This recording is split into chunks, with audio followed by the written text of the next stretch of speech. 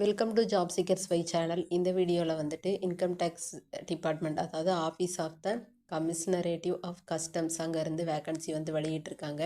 5th floor Catholic centre, Broadway, Cochin 682031 இந்த இடத்துல இருந்து உங்களுக்கு வந்துட்டு வேக்கன்சி ரிலீஸ் பண்ணியிருக்காங்க. இது வந்து குரூப் சி லெவலில் உள்ள ஒரு போஸ்ட் வந்து வெளியிட்டிருக்காங்க.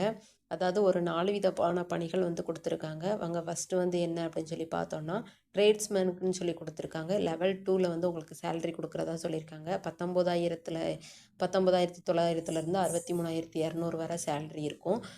இதில் வந்துட்டு 3 வேக்கன்சி கொடுத்துருக்காங்க. யூஆரில் 1, ஓபிசியில் 1, எஸ்சியில் 1 அப்படின்ற மாதிரி கொடுத்துருக்காங்க. இதுக்கு நீங்கள் வந்துட்டு 25 வயசுக்குள்ளே இருக்கணும் அப்படின்னு சொல்லியிருக்காங்க. ஏஜ் ரிலாக்ஸேஷன் வந்து கவர்மெண்ட் ரூல்ஸ் படி இருக்கும் அப்படின்னு சொல்லியிருக்காங்க. இதுக்கு நீங்கள் வந்துட்டு ITI certificate and mechanical, diesel fitter, turner, welder, electrician இந்த மாதிரி முடிச்சிருக்கணும் அப்படின்னு சொல்லியிருக்காங்க. 10th class R equivalent, 12th முடிச்சிருக்கணும் அப்படின்ற மாதிரி சொல்லியிருக்காங்க. அதுக்கப்புறம் வந்து டிசேரபிள் கொடுத்துருக்காங்க. ஒரு டைம் வந்துட்டு செக் பண்ணி பார்த்துக்கோங்க. அடுத்து வந்து சீமன் கொடுத்துருக்காங்க. இதுக்கு வந்து உங்களுக்கு லெவல் 1, அதாவது 18,000லேருந்து 56,900 வந்து சேலரி கொடுக்குறதா சொல்லியிருக்காங்க. இதில் வந்துட்டு 11 வேக்கன்சி இருக்குது. யூஆரில் 4 வேக்கன்சி, இடபிள்யூஎஸில் 1 வேக்கன்சி, ஓபிசியில் 1, எஸ்சியில் 3 வேக்கன்சின்ற மாதிரி வந்து கொடுத்துருக்காங்க. எஸ்டியில் 2 வேக்கன்சி. இதுக்கு நீங்கள் வந்துட்டு 18 வயசுலேருந்து 25 வயசு இருக்கணும் அப்படின்னு சொல்லியிருக்காங்க. ஏஜ் ரிலாக்ஸேஷனை பொறுத்த வரைக்கும் 35 வயசு வரை இருக்கலாம் அப்படின்னு சொல்லியிருக்காங்க. இதுக்கு நீங்கள் வந்துட்டு 10th முடிச்சிருக்கணும். அடுத்து 3 இயர்ஸ் எக்ஸ்பீரியன்ஸ் வந்துட்டு சீ கோயிங் மெக்கானிஸ்டு வெசல், அதில் வந்துட்டு நீங்கள் வந்து சீமன்ஷிப்பில் வந்து ஒர்க் எக்ஸ்பீரியன்ஸ் வந்து இருக்கணும் அப்படின்ற மாதிரி சொல்லியிருக்காங்க. அதுக்கடுத்து என்ன அப்படின்னு சொல்லி பார்த்தோன்னா, கிரீசர், இதில் வந்துட்டு லெவல் 1ல் வந்து சேலரி கொடுக்குறதா சொல்லியிருக்காங்க. 18,000லேருந்து 56,900 வரை சேலரி இருக்கும். இதில் வந்துட்டு 4 வேக்கன்சி இருக்குது. யூஆரில் 1, இடபிள்யூஎஸில் 1, எஸ்சியில் 1 அண்ட் எஸ்டியில் 1 அப்படின்ற மாதிரி சொல்லியிருக்காங்க. ஏஜை பொறுத்த வரைக்கும் 18 to 25க்குள்ளே இருக்கணும். 35 வயசு வரை ஏஜ் ரிலாக்ஸேஷன் இருக்குது. இதுக்கு நீங்கள் 10th முடிச்சிருக்கணும், 12th முடிச்சிருக்கணும். அதுக்கப்புறம் வந்துட்டு சர்டிஃபிகேட் உங்கள்கிட்ட இருக்குது அப்படின்னா அது வந்து எடுத்துக்கிட முடியும் அப்படிங்கிற மாதிரி சொல்லியிருக்காங்க. அடுத்து என்ன அப்படின்னு சொல்லி பார்த்தோன்னா, சீனியர் ஸ்டோர் கீப்பர், இதுக்கு வந்து லெவல் 5 வரை உங்களுக்கு சேலரி இருக்கும். 29,200லேருந்து 92,300 வரை சேலரி இருக்கும். இதில் ஒரு வேக்கன்சி கொடுத்துருக்காங்க. யூஆரில் மட்டும்தான். இதுக்கு நீங்கள் வந்துட்டு 30 வயசுக்குள்ளே இருக்கணும். 5 இயர்ஸ் வந்து உங்களுக்கு ஏஜ் ரிலாக்ஸேஷன் இருக்குது. இதுக்கு நீங்கள் 10th முடிச்சிருக்கணும். மினிமமாக ஒரு 8 வருஷம் வந்துட்டு உங்களுக்கு எக்ஸ்பீரியன்ஸ் இருக்கணும் அப்படின்னு சொல்லியிருக்காங்க. செக் பண்ணி பார்த்துக்கோங்க. அதுக்கடுத்து வந்துட்டு என்ன அப்படின்னு சொல்லி பார்த்தோன்னா, எக்ஸ் சர்வீஸ் மேனுக்கும் கீழே வந்து ஒரு வேக்கன்சி இருக்குது, ரிசர்வ்டில் அப்படின்ற மாதிரி மென்ஷன் பண்ணியிருக்காங்க.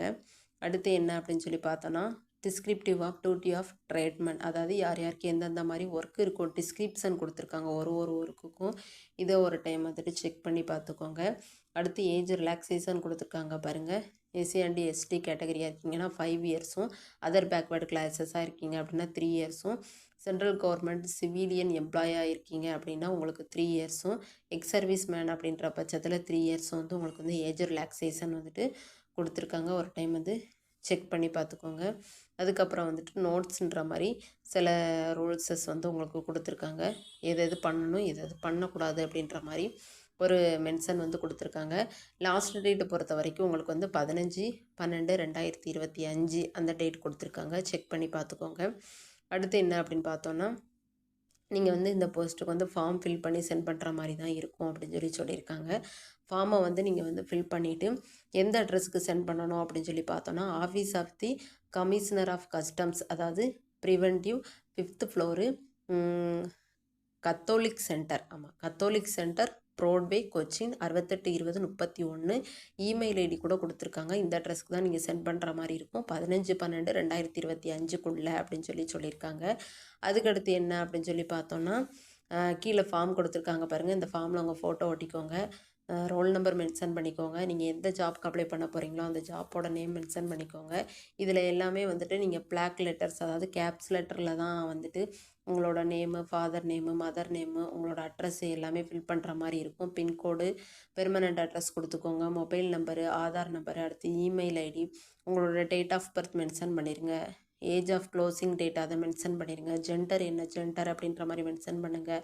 அதுக்கப்புறம் ரிஜிஸ்டர் எம்ப்ளாய்மெண்ட் எக்ஸ்சேஞ்ச் ரிஜிஸ்டர் இருந்துச்சுன்னா அந்த ரெஜிஸ்டர் நம்பர் கொடுத்துருங்க. அதுக்கப்புறம் நீங்கள் எந்த ஸ்டேட்டு சிட்டி பிரான்ச்சு அப்படின்றத வந்து கொடுத்துருங்க. உங்களோட எஜுகேஷன் குவாலிஃபிகேஷன் வந்து மென்ஷன் பண்ணிடுங்க. இந்த மாதிரி அடுத்து நீங்கள் என்ன கம்யூனிட்டி அப்படின்றத கேட்டிருக்காங்க. நீங்கள் எக்ஸ் சர்வீஸ் மேனாக இருந்தால் அதுக்கான ஒரு இதை கொடுத்துருங்க. இப்படி எல்லாமே கொடுத்துருக்காங்க.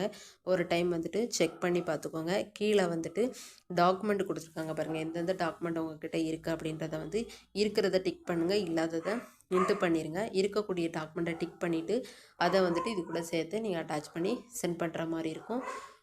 அவ்வளோதான் ஃப்ரெண்ட்ஸ். Thank you friends. அடுத்து ஒரு வீடியோவில் பார்க்கலாம்.